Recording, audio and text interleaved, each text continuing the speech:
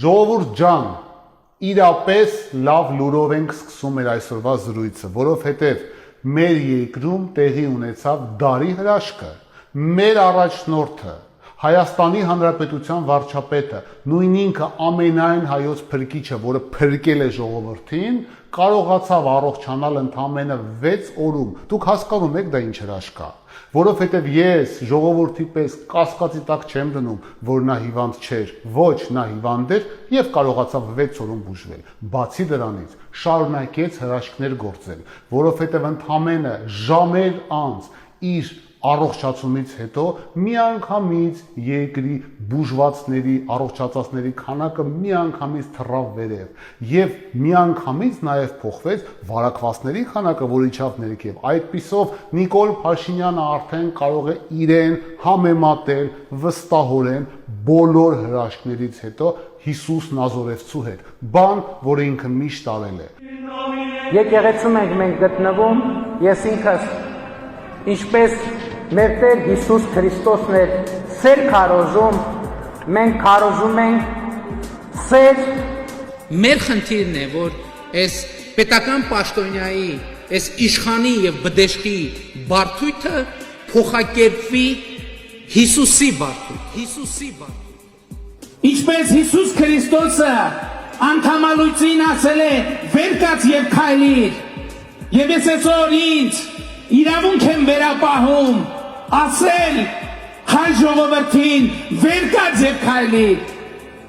Եվ այսուհետ ես կոչելու եմ Նիկոլ Փաշինյանին Նիկոլի Ջևանցի, որովհետև այո, նա մեր փրկիչն է։ Եվ ես այսուհետ չեմ վախենալու, որ Հայաստանի Հանրապետության ժողովուրդը խայտառակ ճգնաժամի արդյունքում մնալու է սոված, որովհետև հետևելով Հիսուս Քրիստոսին, նա դնելու է 5 հացը իր դեմ եւ բազմացնելով այդ հացերը կերակրելու է ժողովրդին։ Նա արդեն մի անգամ արել է, հիշում եք, երբ նա բազմացնում էր աշխատատեղերը։ Այո, ամեն ինչ հնարավոր է։ Եվ ես հիմա եմ հասկանում, գիտեք, ինչու է նա միշտ վտանգի ժամանակ փախնում մտնում Սևանի ամառանոցը։ Ոչ, նա չի փախնում, նա գնում է այնտեղ եւ քայլում է ջրերի վրայով։ Այո,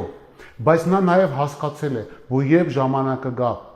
երբ ժողովուրդը իրեն վռնդի երկրից, նա չի կարողանալու իր քիչ, բայց հավատարիմ հետևորդներին իրեն հետ տանել, որովհետև մենակ ինքն է ուշտված այդ պարգևով քայլել ջրերի վրայով։ Եվ նա հիմա մեկուսանում է այնտեղ, պարապում է նոր հրաշքը, նա բացում է Մովսեսի պես Սևանը եւ այդպես նրանք բոլորով փախնելու են դեպի իրենց կիրթ եւ կառուցողական ընկերոջ մոտ։ Գիտեք,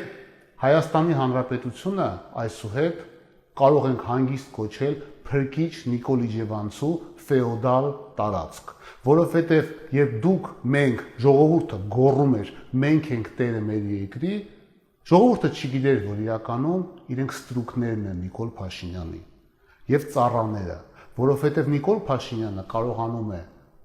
մի օրվա ընթացքում փոխել Հայաստանի Հանրապետության կարևորագույն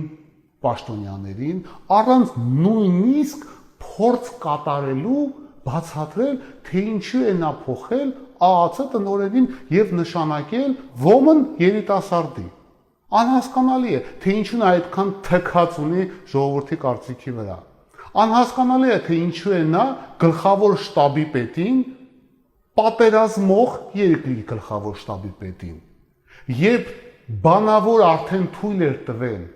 կազմակերպել իր որդու հարսանիքը, այնուհետև 1 օրում ազատում է աշխատանքից նույնիսկ չբացատրելով ինչի հանրությանը, այն ժողովրդին, որը բղավում էր մենք ենք տերը մեր երկրի։ Իսկ պատասխանը շատ պարզ է, որովհետև գլխավոր շտաբի պետը պահանջեց հնարավորություն պատասխանելու ինձ, որովհետև Հայաստանի Հանրապետությունը ներգրաված է խայտառակ միջազգային զենքի առևտրի սկանդալի մեջ, որը գնալով հավաքում է պրոբլեմները իր շուրջ։ Եվ Նիկոլ Փաշինյանը նույնիսկ չկարողացավ եւ չուզեցավ բացատրել ժողովրդին, թե ինչու է նա փոխում պետնախագահին, վտանգելով բյուջեն, որովհետեւ երբ աշխատավարձները բյուջեն չկարողանա վճարի, իսկ այդ օրը եւ թոշակները շատ մոտ է ցավոք, Մենք պարտավոր ենք հիշել, որ նա ազատեց Դավիթ Անանյանին, որովհետև Դավիթ Անանյանը խնդրում էր, ասում էր գոնե թույլ տու ձևական քրեական գործ հարուցեմ Մաքսանեն ծխախոտի թեմաների շուրջ, որովհետև խնդրեմ կա։ Եվ դրես մի մարդը, որը հերքում է ասում է չի եղել, եւ քանի որ Ռուսաստանում չեն հարուցել քրեական գործ, մենք չենք հարուցում։ Եվ առանց բացատրելու փոխեց ոստիկանապետին, որովհետև ոստիկանները համարձակվել էին կպնել Նիկոլ Փաշինյանի հին եւ նոր ընկերներին։ Հարցի մյուս կողմն է, որ ոստիկանները սխալ էին եւ իրենց պահել են տգեղ, ոչ տղամարդու վայել, կպնելով կնոջը։ Չի կարելի։ Եվ խախտելով բոլոր տիպի օրենքները։ Չի կարելի։ Բայց նաեւ չի կարելի ոստիկանապետ փոխել ամբիցիայի պատճառով, չնայած Կարգին Հայկոյի մոտիկ ընկերոջը փոխել դնելով իր դա համադասարանցուն նույնպես չի կարելի։ Շատ բաներ չեն կարելի, բայց փրկչի համար ամեն ինչ հնարավոր է։ Գիտեք, ինքը բացարձակ չի համարում, որ ինքը Հայաստանի Հանրապետության ղեկավարն է, ում ընտրել է ժողովուրդը։ Ինքը իրեն համարում է մարդ, ում կարելի է ամեն ինչ։ Եվ ինքը արդեն հատել է սահմանը ժողովրդավար երկրի ղեկավար լինելու եւ արդեն վաղուց առանց թաքցնելու անթաքույց մենք կարող ենք համարել, որ Հայաստանի Հանրապետությունը որպես իրավական պետություն գոյություն չունի, այլ կա բռնապետ ֆեոդալական տարածք, որի ղեկավարը բռնապետ չի, այլ բռնապետիկ։ Հիշում եք, կար Պանասոնիկը ու Պանաֆոնիկը, ինքը դրա Պանաֆոնիկն է, ինքը դրա թուրքական տարբերակն է։ Ես ուզում եմ ձեզ հետ կիսվեմ հայտնի պոետ Օսիպ Մանդելշտամի շատ հայտնի բանաստեղծության տողերով։ Мы живем под собою, не чуя страны. А вокруг него сброд тонкошеих вождей. Он играет услугами полулюдей. Кто свистит, кто мяучит, кто хнычет. Он один лишь бабачит и тычет. Как подкову кует за указом указ. Кому в пах, кому в лоб, кому в бровь, кому в глаз. Այս բանաստեղծությունը պոետը գրել էր Յոսիֆ Ստալինի մասին։ Իհարկե մեր բռնապետիկը բարեբախտաբար չունի Յոսիֆ Ստալինի տաղանդները, բայց ինչպես տեսնում եք, ոչինչ նոր չէ եւ ամեն ինչ կրկնվում է։ Եվ փոքրամարմին բարակավիս առաջնորդները, որոնք շրջապատում են բռնապետիկին։ Եվ այն կիսամարտիկ, ում մասին խոսում էր պոետը, որոնք փորձում են իրենց ծառայությունները մատուցել, իսկ բռնապետիկը խաղում է այդ կիսամարտկանցով, որոնք ինչ-որ կենդանիների ձայներ են հանում։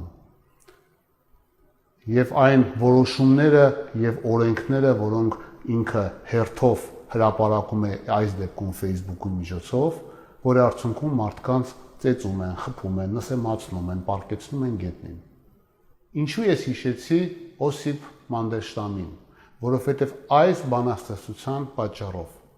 նրան ուղարկեցին եւ աքսորեցին մի քաղաք, որը արդեն շատ հարազատ է դարձել Նիկոլ Իջևանցուն եւ իր ընտանիքի անդամներին։ Իհարկե ես խոսում եմ Վորոնեժի մասին։ Բարի երեկո։ Цветит, растит простор степной, храни нас душой молодой. Ты всегда будешь в сердце песней, мой Воронеж родной. Մենք ենք տերը մեր երկրի։ Ես հիշում եմ երիտասարդներին, որոնք բղավում էին բոլորով մենք ենք տերը մեր երկրի։ Եվ իրենց աչքերում գրված էր մի բան. մենք հավատում ենք, որ մենք ենք տերը մեր երկրի։ Այդ երիտասարդները, աղջիկները եւ տղաները, որոնք հանուն իրենց հավատամքի եւ ցանկության երկրի տեր լինելու, փակում էին փողոցները եւ իրենց ուսերի վրա բերեցին Նիկոլ Փաշինյանին իշխանության, չգիտեին, որ իրենք բացարձակ չեն լինելու տերը երկրի եւ լինելու են ոչ հպարտ հպատակներ Նիկոլ Փաշինյանի եւ իր ընտանիքի, որովհետեւ այն, ինչ կատարվում է այսօր Հայաստանի Հանրապետությունում, բացարձակ ոչ մի աղերս չունի որևէ մի ժամանակակից ժողովրդավարության ընկալման հետ։ Փորձեմ բացատրել։ Գիտեք, Հայաստանի Հանրապետությունում չկա այդպիսի պաշտոն Նիկոլ Փաշինյանի ընկալման մեջ, որը դարձել է այսօրվա պարետ կոչվածը։ Հայաստանի Հանրապետության սահմանադրությունը չի ընկալում պարետին այն ընկալման մեջ, որը ունի Նիկոլը, որովհետև նրանք հորինել են այդ պաշտոնը։ Հայաստանի Հանրապետության օրենքներով, ես փորձում եմ պարզ բացատրեմ, պարետը դա մի մարդ է, որը պետք է կոորդինացնի պարետատան աշխատանքները։ Երբ գալիս են եւ սրճարան են փակում պարետի անունից, դա մոտարապես նույնն է, երբ միջնադարում գալիս էին ասում էին, որ ֆեոդալը որոշել է, որ այս սրճարանը չպետք է աշխատի։ Ինչ օրենքով է դա արվում, բացարձակ բարձ չէ։ Չկա այդպիսի օրենք։ Երբ Նիկոլ Փաշինյանը Facebook-ով գրում է, որ պարետի որոշումով կամ ինչ-որ մեկի որոշումով մենք ժողովուրդը պետք է կրի դիմակ, ես կրկնում եմ, մի հատ կարևոր բան, ես չեմ դնում կասկածի տակ, դիմակը պետք է կրել, թե ոչ։ Ես նույնիսկ չեմ ուզում հիմա ձեզ պատմեմ, որ մեր կողմից արդեն բոլորիս կողմից սիրված ոզը ասում է, որ դիմակ կրելը ոչ միայն անիմաստ է, նաև կարա տեղ լինի վտանգավոր, բայց ընդունենք դիմակը պետք է կրել։ Ուրեմն, երբ պարետի որոշումը եւ Նիկոլ Փաշինյանի Facebook-ը հանում ես, չկա ոչ մի նորմատիվ ակտ, որը ստիպում է մարդուն կրել դիմակ։ Բացի դրանից, ոստիկանը, որը մարդուն տապալում է գետնին դիմակ չկրելու պատճառով, չունի ոչ մի իրավասություն դա անելու։ Ավելին ասեմ, չկա իրավունք մարդկանց տուգանելու դիմակ չկրելու պատճառով, որովհետև հիմքում չկա ոչ մի օրենսդրական բազա դիմակի պատմության համար, որովհետև այս մարդիկ վերաբերվում են Հայաստանի Հանրապետությանը որպես սեփական դուքյան, հավաստացեք ինձ, դա այդպես է։ Նիկոլ Փաշինյանը Facebook-ում գրում է, որ դուք պետքա կրեք մասկա, եւ ոստիկանները մարդկանց տապալում են գետնին։ Ժողովուրդ, դուք հասկանում եք մենք ուր ենք հասել։ 37 թվին sense բաներ չեր արվում, որտեղ գոնե ձևական, բայց օրենքներ էին տակը դնում։ Մենք ենք տերը մեր երկրի, խնդրում եմ ինձ մի հատ կասեք, որ օրենսդրական բազայի հիմա է հիմնված, որ ոստիկանության կապիտանը ուղեկցում է օտար երկրից սնվող եւ ֆինանսավորվող օֆիցիալ հասարակական կազմակերպության ղեկավարին Հայաստանի Հանրապետության քաղաքացու մասնավոր սեփականություն։ Մի հատ պատկերացնեք աբսուրդը։ Դու ինչ ես հիմա ինչ ես ուզում ինձ անես։ Ես իմ տանը լավ եմ անում, դիմակ չեմ դնում։ Քեզ ինչ։ Կարող է պիտի գաս իմ տունն ասես դու ինչ ես դիմակ չես դնում։ Սա հավասարեցված է, պարոն կապիտան, հավասարեցված է թե ոչ։ Ես ասում եմ, ես գնդապետ եմ ոստիկանության։ Ես շատ լավ գիտեմ ինչ եմ ասում։ Միջնադարում կար մի հատ օրենք, որը լատիներեն հնչում էր ius prime noctis, ավելի հայտնի, որ կարող ենք թարգմանել առաջի գիշերվա իրավունք։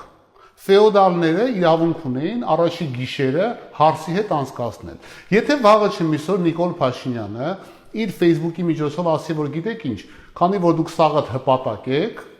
առաջի գիշերվա իրավունքը պետք է տալ ոստիկանապետին։ Այն պերսոնաժին հիշում եք ջղային դեմքով։ Եվ ինքը գա ասի, գիտեք ինչ, Facebook-ում է գրված։ Ուրեմն ես ձեզ հավաստիացնում, դա նույն լոգիկան է։ Նույն լոգիկայով, հա, ու վերահսկելու է Սորոսի հիմնադրամներից մեկը։ Ոնց է ոստիկանապետը կատարում իր նոր պարտականությունը առաջի գիշերվա։ Մենք ենք տերը մեր երկրի։ Մենք մեր երկրի տերը չենք։ Ժողովուրդը մեր երկրի տերը չի։ Մեր երկրի տերը խելագար արտավազդն է, որը 2000 տարի հետո փախել է քարանձավից։ Նրա շղթաները կրծում էին կատաղած շները։ Եվ դարբինները գալիս եւ պնդացնում էին շղթաները։ Դարբինները ուշացան։ Եվ արտավազդը տիրացավ մեր երկրին, սերմանելով քաոս եւ օրենքների բացակայություն եւ իր կատաղած շների հետ հարձակվեց հայ ժողովրդի վրա, հնարելով օրենքներ։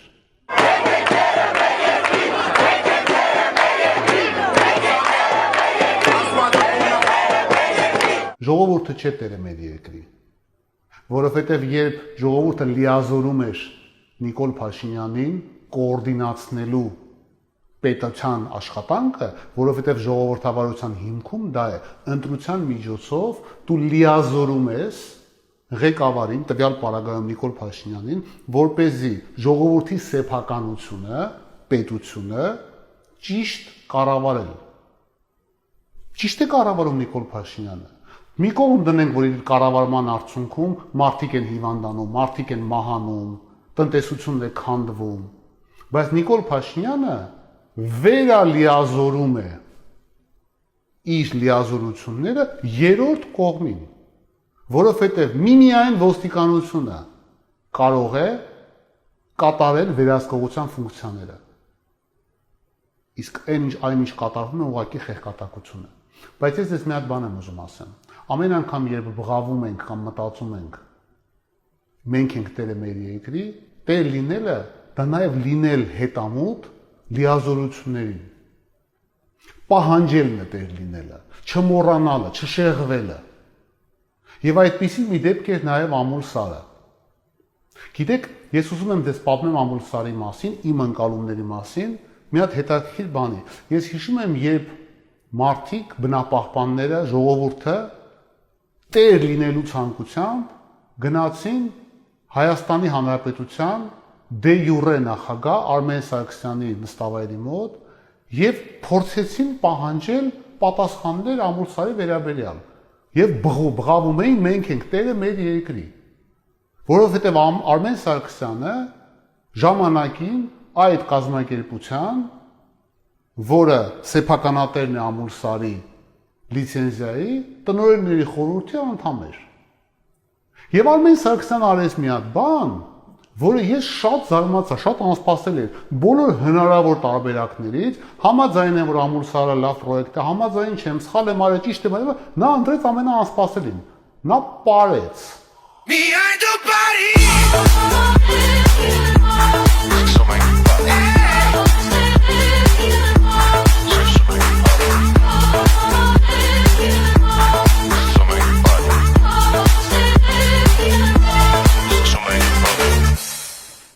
Ես անկեղծ շշմած նայում էի, բայց ես ավելի շշմած էի այն մարդկանց վրա, որոնք դրանից հետո գնացին։ Ժողովուրդ ջան, դուք եթե տերն եք մեր երկրի, դուք գնացել եք պարելու համար այդ մարդու հետ։ Տենց են տեր լինում երկրի։ Ես չգիտեմ Նիկոլ Փաշինյանը ինչ արեց կամ ինչ հանում Ամուլսարի հետ կապված։ Արդյունքում այնպես է խճճել այդ պատմությունը, որ բոլորը այս պատմության ընթացքում կամ ավարտում երջանիկ չեն։ Խայտառակ վիճակում է ինվեստորը, առօրյա կրում է ֆինանսական կորուստներ, ինչ ասել են, արել է, բայց ինքը խայտառակ վիճակում է։ Խայտառակ վիճակում են ջերմուկցիները, առանց աշխատանքի նստած են։ Խայտառակ վիճակում են նրանք, որոնք չէին ուզում, որ հանքը աշխատի։ Մի շատ սիրելի հայրենակիցներ ասում են, որ հանքը պիտի չաշխատի, մեր ուրիշ հայրենակիցներ ասում են, որ հանքը պետք է աշխատի։ Ես երկուսի հետ էլ անհամաձայնություն ունեմ։ Եղբայր, դու վերջը կողմ ես այդ հանքը աշխատի, թե դեմ ես, որովհետև դու կողմ ես, ասա։ Ասում ես ես կողմ եմ, բայց դեմ եմ, բայց ժողովուրդը կողմ է, բայց դեմ են։ Խճճեց այդ արանքում անհասկանալի ձևով ծախսվեց $400,000 անհասկանալի լիբանանյան կազմակերպության վրա ու անընդմեջ ասում են հեսա մի ամիս հետո հարցը լուծվելու է, հեսա երկու ամիս հետո հարցը լուծվելու է։ Այդ արանքում կրկնում եմ, ոչ ոք երջանիկ չի, իսկ Հայաստանի վրա կախված է 1.5 միլիարդանոց դատական հայց։ Եվ Հայաստանի Հանրապետությունը ունի խայտառակ միջազգային պատմություն ինվեստիցիաների հետ կապված։ Բոլորին մատերի վրա ֆռացնում է Նիկոլ Փաշինյանը եւ բոլորին խափում է։ Ինչ շատերը ասում են, որ կա երկու Նիկոլ Փաշինյան։ Նիկոլ Փաշինյան սկզբնական շրջանի, որը անկեղծ փորձում էր աշխատել, փորձում էր զբաղվել կոռուպցիայի դեմ պայքարով, փորձում էր եւ կա երկրորդ Նիկոլ Փաշինյանը, որը երբ հասկացավ, որ դա իր ուժերից վեր է, չգիտեմ այդ մարդիկ ինչու են տես մտածում, սկսեց փող աշխատել, որովհետև այն, որ ինքը արդեն սկսել է փող աշխատել, դա արդեն փաստ է։ Ես ձեզ հիմա կպատմեմ մի պատմություն, որը ապացուցում է, որ Նիկոլ Փաշինյանը միշտ նույնն է եղել։ Եվ նա եկել է իշխանության իր ներսի մաղձը հանելու եւ փող աշխատել է լավ ապրելու համար, որովհետեւ ուրիշ հնարավորություն չկա բացատրելու այն պատմությունը, որը ես ձեզ հիմա պատմել եմ, Նիկոլ Փաշինյանի երկաթային արկածները։ Все пропало, все пропало. Клиент уезжает гипс снимать. Пуль железо, не отходя от касс. 2018 թվականի մայիսյան հայտնի իրադարձություններից հետո, երբ ժողովուրդը իրենց ուսերի վրա բերեց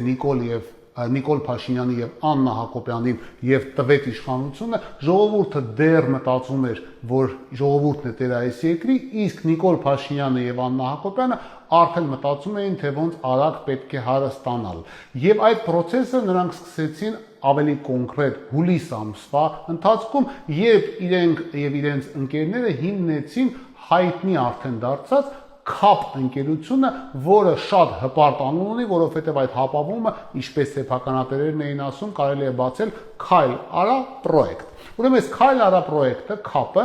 որը ստեղծվել էր որպես ինվեստիցիաներ, աշխատատեղեր, իրականում սկսեց ժողովրդին եւ բյուջեն թալանելուց ավելի կոնկրետ ջարդոն, երկաթի ջարդոն արտահանելուց առանց մուծելու պետության հասանելիքը։ Որպեսզի դες բացատրեմ, թե մեր հերոսները ոնց են հարստացել կոնկրետ երկաթի այս մաֆիոզ գործունեության արդյունքում, պետք է դες ասեմ, որ ամեն անգամ, երբ դու արտահանում ես Հայաստանի Հանրապետության քաղաքացին կամ ՍՊԸ-ն արտահանում է Հայաստանից երկաթի ջարդոն, պարտավոր ես մուծել կամ պարտավոր էիր մուծել 80,000 դրամ յուրաքանչյուր տոննայի համար։ Հիշեք այս երկու թիվը, 1 տոննան 80,000 դրամ է։ Բացառություն կազմում է, երբ դու արտահանելուց ջարդոն ապացուցում ես, որ այդ ջարդոնը բաղկացած է քո իսկ արտադրության մետաղական թափոնից։ Հետևաբար, եթե դու ինչ-որ բան ես արտադրում մետաղից, որի արդյունքում գոյանում է թափոն, այդ թափոնը դու ասում ես, որ սա իմ արտադրության, Հայաստանի հայկական արտադրության թափոնից բաղկացած ջարդոն է եւ այդ ժամանակ միմիջիայնակ ժամանակ չես մուծում 80,000 դրամը։ Հիշեցիք դա։ Երկրորդ ինֆորմացիան, որը դες կհետաքրի, որ Հայաստանի Հանրապետությունում մինչև 2018, 19 եւ 20 թվականները մետաղի ջարդոնի արտահանման թվերը շատ փոքր էին։ Եթե ես չեմ սխալվում, 14 թվականին 200 տոննա էր, 2015-ին 0 էր, ըստ պետական թվերի եմ ասում, 16 թվականի 280 տոննա էր, ամեն ինչ փոխվում է 18-19 թվականներին, երբ Հայաստանի Հանրապետությունից արտահանվում է ուշադրություն 50,000 տոննա մետաղական ջարդոն։ 50,000 տոննա մետաղական ջարդոն արտահանվել է առանց մուծելու 80,000 դրամը յուրաքանչյուր տոննայի համար։ Հայաստանի Հանրապետությունում Հայաստանի Հանրապետության վարչապետ Նիկոլ Փաշինյանի գլխավորությամբ եւ իր տիկին Աննա Հակոբյանի գլխավորությամբ, որը ինչպես արդեն գիտենք, անձամբ կուրացիա է անում Women տիկին Ներսիսյանի միջոցով Հայաստանի մաքսային եւ հարկային ծառայությունը գործում է մաֆիա, որը թույլ է տվել Հայաստանի ժողովրդին թալանելու ավելի քան 50,000 տոննան, եթե բազմապատկում ես 80,000 դրամի, ստանում ես 4 միլիարդ դրամ։ Դուք հասկանում եք, չէ՞, սա ինչ է։ Սա արդեն ուղիղ թալանի, ուղիղ ապացույց է։ Այդ 50,000 տոննայից եկեք հասկանանք մի հատ պայմանագիրը 7,000 տոննան։ Ուրեմն 7,000 տոննան նրանք արտահանել են Ռուսաստանի Դաշնություն։ Եվ ոնց են մաքսայինին համոզել, որ դա հայկական ծագում ունեցող ջարդոն է, ուրեմն գնել են դա 4 անհատ ձեռներեցից, Կոտայքի մարզից, որոնք իբր թե ունեն արտադրություն եւ գոյացրել են 7,000 տոննա մետաղական ջարդոնը։ Եվ դրա համար Հայաստանի Հանրապետության առևտրի պալատը տվել է համապատասխան թղթեր։ Դուք հասկանում եք, չէ՞, որ սա արդեն մաֆիա է։ Սա արդեն մի կենտրոնից մի քանի փաստորեն պետական մարմինների ներգրավվածությամբ սկսվում է մի գործընթաց, արվել է մի գործընթաց, որի արդյունքում 4 միլիարդ դրամ Հայաստանի Հանրապետության ժողովրդի գրպանից մտել է Նիկոլ Փաշինյանի եւ Աննա Հակոբյանի գրպանները։ Ժողովուրդ, Հայաստանի Հանրապետությունից արտահանվել է Նիկոլ Փաշինյանի կառավարության օրոք, պաշտոնավարման օրոք, մինչև այդ չի եղել, մի անգամից ասեմ, որ չասեմ, մինչև այդ էլ ա եղել, մենք ուղղակի չկարողացանք այդ սխեման փակել, չի եղել մինչև այդ, կարող եք թվերը նայել, 50,000 տոննա առանց վճարելու պետական տուրքը։ Մեկ շաբաթ ժամանակ, որպեսզի ասվի, որ այդ իրականություն է, մեղավորները սրանք են, որտեղ սա թղթերը կա։ Եվ ես ուզում եմ եզրափակել մեր այսօրվա զրույցը վերջի կետով, թե ինչու եմ ես այս ամենը անում, որովհետև ամենամեծ հարց, ամենահաճախ հնչող հարցը, որ ես տանում եմ, ինչու ես դու այս ամենը անում, ինչ ես դու ուզում, եւ ես դրան կպատասխանեմ։ Ես ուզում եմ, որ իմ երկիրը չքանդվի, բան, որը տեղի է ունենում այսօր։ Ես ուզում եմ, որ մարդիկ անտերության պատճառով չմահանան, բան, որը տեղի է ունենում այսօր։ Ես ուզում եմ, որ իմ երկրի ղեկավարը չբանակցի թշնամու հետ գախնի բոլորի մեջքի հետևը հող հանձնելով, բան, որը տեղի է ունենում այսօր։ Ես ուզում եմ, որ մարդիկ օրեցօր ավելի վատ չապրեն, բան, որը տեղի է ունենում այսօր։ Որովհետև ես ուզում եմ հանգիստ քնել, բան, որը ես միշտ արել եմ, որովհետև ես իմ սխալներով, իմ անցած ճանապարհով միշտ քնել եմ մաքուր խղճով։ Եվ ինչպես ես եմ նայել հորս ու պապերիս աչքերին, տենց էլ ես ուզում եմ, որ իմ որդին, իմ աղջիկը եւ իմ թոռները ապագայում նայեն իմ աչքերին։ Ես չեմ ունեցել եւ չունեմ ամաչելու բան։ Իսկ հիմա ես ունեմ անհանգստանալու բան, որովհետև ես տեսնում եմ, թե ինչ վիճակում է գտնվում իմ երկիրը եւ օրեցօր ուր է գնում իմ երկիրը։ Գիտեք, ժողովուրդը մտածեց, որ նրանք, ում ինքը լավ ճանաչում է եւ ունեն անցյալ, ավելի վատն են, քան նրանք, ովքեր անհայտ էին եւ չունեին անցյալ։ Եվ հարց լուծողներից բաղկացած ժողովուրդը, որովհետև մենք լինելով սարեցիներ, բարես լավ իմաստով, մենք ենք եւ մեր սարերը, մենք սարեր շուռ տվող ժողովուրդը, մենք ընտրեցինք անկարողներին եւ առանց անցյալի մարդկանց։ Մենք ընտրեցինք մարդկանց, ովքեր երբեք ոչ միտեղ չեն աշխատել։ Իսկ երբ աշխատել են արտասահմանյան ինչ-որ անհասկանալի ֆոնդերում։ Իսկ իրանց գլխավորում է մի մարդ, որը միակ աշխատանքը, որ արել է օֆիցիալ, դա շորթել հարուստներին հերհուրանքներ չտպելու պայմանով։ Որտեղ դա է եղել Նիկոլ Փաշինյանի գործը եւ դա է նա անում հիմա։ Ուղղակի դրան ավելացրել է նաեւ պետական թալանը։ Ես չգիտեմ ինչու, բայց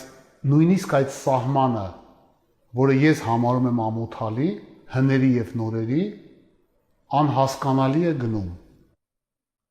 Եվ պարզվեց, որ անցյալ ունեցող մարդիկ վատն են եւ հինն են, բայց կան բացառություններ։ Եվ ես չեմ հասկացել, օրինակի համար, ինչու ՀՀԿ կառավարության անդամ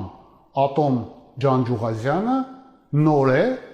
իսկ օրինակի համար Ռոբերտ Քոչարյանի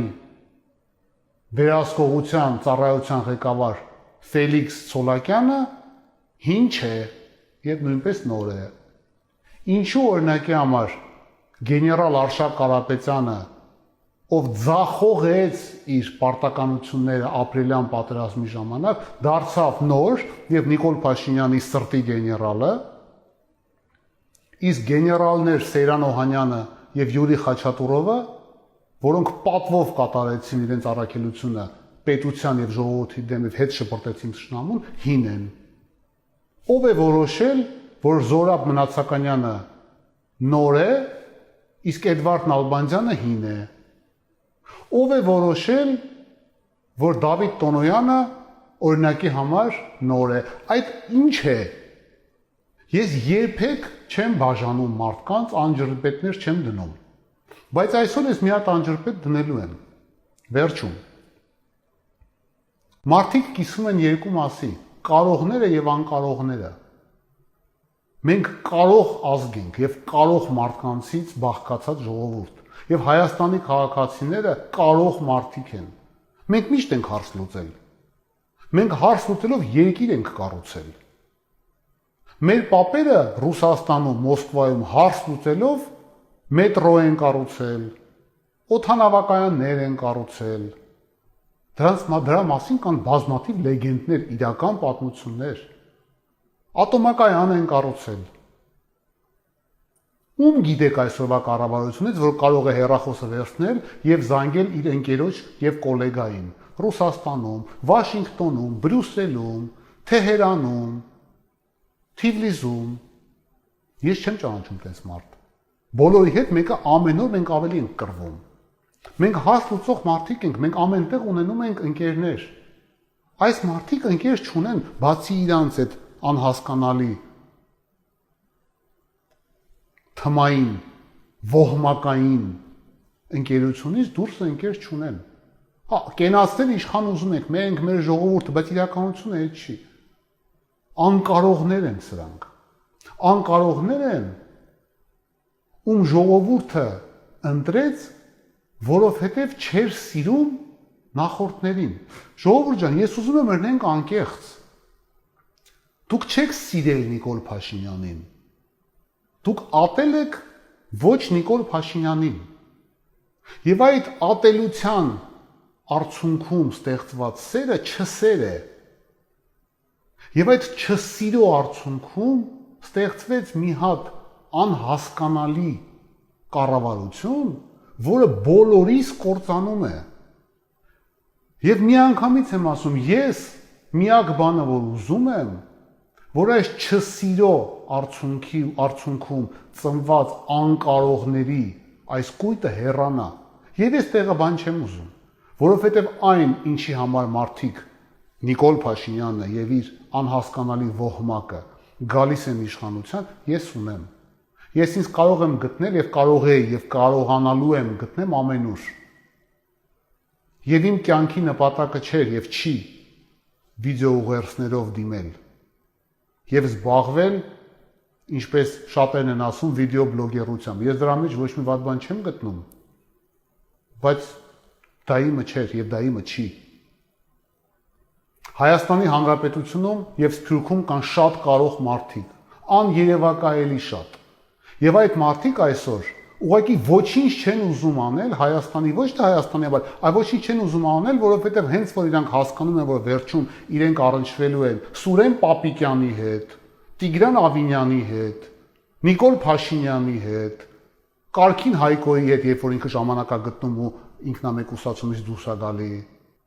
Այդ մարդիկ ուղղակի ասում են հեռու, եւ ես նրանց հասկանում եմ։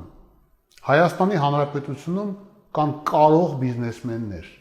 որոնք այսօր դարձել են թիրախ։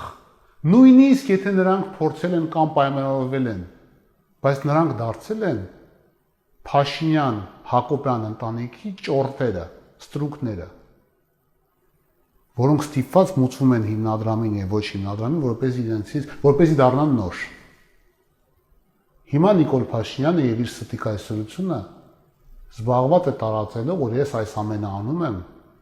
որովհետև ուզում եմ անցյալի վերադարձ, որովհետև ուզում եմ, որ օլիգարխները վերադառնան, որովհետև ուզում եմ, որ Սաշիկը վերադառնա։ Եվ ես չգիտեմ ավելի շատ ում վրա ծիծաղեմ, նրանց, ովքեր դա տարածում են, թե նրանք, ովքեր զբաղված են այդ ամենը լսելով, առանց նկատելու, որ ամեն օր էլ ավելի են կործանվում։ Ես անում եմ այս ամենը, որպեսզի քնեմ երջանիկ, իմանալով, որ ես արել եմ հնարավորինս իմ երկրի եւ իմ ժողովրդի համար։ Այն մարդու համար, որ այսօր մնացել է անտեր, այն մարդու համար, ում այսօր ոստիկանը խենթի Facebook-ի ստատուսի պատճառով տապալում է գետնին։ Այն մարդու համար, ով չի կարողանում իր բուժումը ստանա, որովհետև խենթը որոշել է, որ հիվանդությունը չկա։ Այն մարդու համար, ում գազը թանկանում է, այն մարդու համար, ում կյանքը թանկանում է, այն մարդու համար, ում պաշտպանում են զենքեր, որոնք այնպիսին չեն, ինչպիսին են իրենց ներկայացնում, մեղմ ասած։ Երևանի ծայրամասում ապրող ուսուցչուհին, ով խնամում է իր ծեր մորը, ունի իրավունք լինելու պաշտպանված։ Իսկ այդ կինը այսօր սարսափած է, երբ իջնում է առևտուր անելու, տեսնում է, թե ոնց են թանկանում իր կյանքը։ Եվ ինքը չգիտի, եթե ինքը երբ ինքը վերադառնա ինքը իր մորը, երբ իր մորը վարակի, արդյոք հիվանդանոցում տեղ կլինի, թե չէ։ Որովհետև պարզվում է, որ հիվանդանոցներ կան, որոնք դատարկ են, բայց քանի որ ատկատ չեն տալի նախարարին, այսպես կոչված, չեն ներգրաված, չեն համակարգի մեջ։ Գյուղացին է ուզում ունենա առաջնորդ, ով փորձելու է գոնե օգնել իրացմանը իր արդեն այս տարվա քիչ, բայց բերքի։ Տաքսու վարորդն է ուզում ունենալ առաջնորդ, որը ամեն մի պատճառով չի տուգանում իրեն, եւ ով սարսափով սպասում է երբ է գազը բթանկանալու, որ ել ավելի թանկ պետք է ուզի օրեցօր պակասող հաճախորդներից։ Մարդիկ կարիք ունեն ոչ թե լաչառության, այլ հարցերի լուծման։ Մենք կարիք ունենք հարց լուծող ղեկավարի, ոչ թե հարց ստեղծող, հարց խճճող, եւ մենք ուզում ենք մեր սարերի հետ ապրենք երջանիկ, մտցնելով հետ խենթ արտավազդին իր քարանձավը։ Հրաժեշտ տալով ուզում եմ ձեզ նվիրեմ մի շատ գեղեցիկ գործ։ Ալֆրեդ Շնիտկեն գրել է օպերա, որը կոչվում է «Կյանք ապուշի հետ»։ Իսկ տանգոն, որը արդեն հնչում է, կոչվում է «Պար խենթանոցում»։ Ցանկանում եմ մեզ, որ մեր կյանքը ապուշի հետ օր առաջ վերջանա եւ դուրս գանք այս խենթ պարից։ Լավ եղեք։